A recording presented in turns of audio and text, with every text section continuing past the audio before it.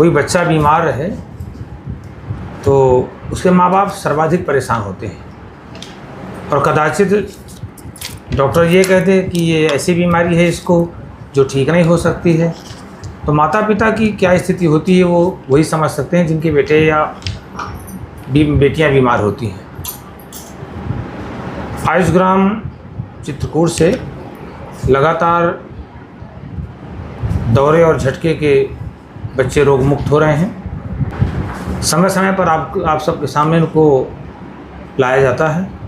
इसी क्रम में आज हम एक 8 माह की बालिका है, जिस समय हमारे यहाँ इलाज के लिए आई थी, चिकित्सा के लिए आई थी, उस समय इस बालिका है नहीं, हाँ। इसकी उम्र केवल 6 माह थी। हाँ। इनके पिताजी हैं शिव कुमार, आगे क्या लिखते हैं, शिव कुमार अहिरवार। हाँ, शिव कुमार अहिरवार। और इनकी बेटी है नियति और इनकी माँ क्या नाम है, रश्मि। इनकी माँ है रश्मि। ये नया पटेल नगर कोंच से हैं क्या? तो कोंच जालौन जिला से हैं। ये बेटा कैसे शुरू हुई थी इनको बीमारी, कैसे क्या हुआ था? बचपन से डिलीवरी के समय इसके माइंड में। अच्छा, जिस समय बच्चा पैदा हुआ रोई नहीं थी, डिलीवरी नियति हुई, हाँ, उस समय ये रोई नहीं थी। फिर 2 माह बाद झटके आना शुरू हो गए। हाँ। फिर झटके इसको 100-150 बार, अभी आपने बताया था। हाँ। 100-150 बार। हाँ। और जिस समय इलाज के लिए बालिका आई, नियति को लाए तो एक इसके मस्तिष्क की एक अलग आकृति बन गई थी। इसके यहाँ गड्ढा हो गया था था ना? हाँ। इसके यहाँ गड्ढा बन गया था और तब हमने इसको देखा था। आयुर्वेद में तरपक कफ, जब तरपक कफ की कमी के कारण से ये गड्ढा बन जाता है। हमने इनको 3 सप्ताह के लिए 3 सप्ताह रखा था। हाँ।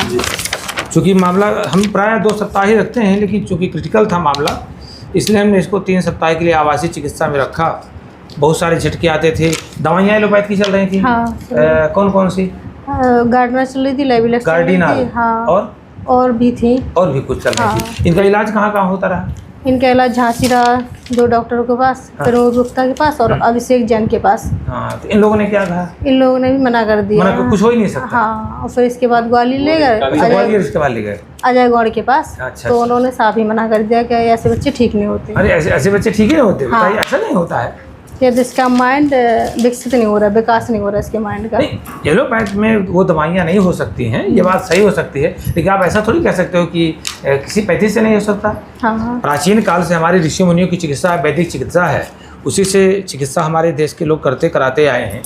200 साल पहले आयुर्वेद ही तो था। 200 साल पहले एलोपैथी कहाँ था? अगर ऐसा होता तो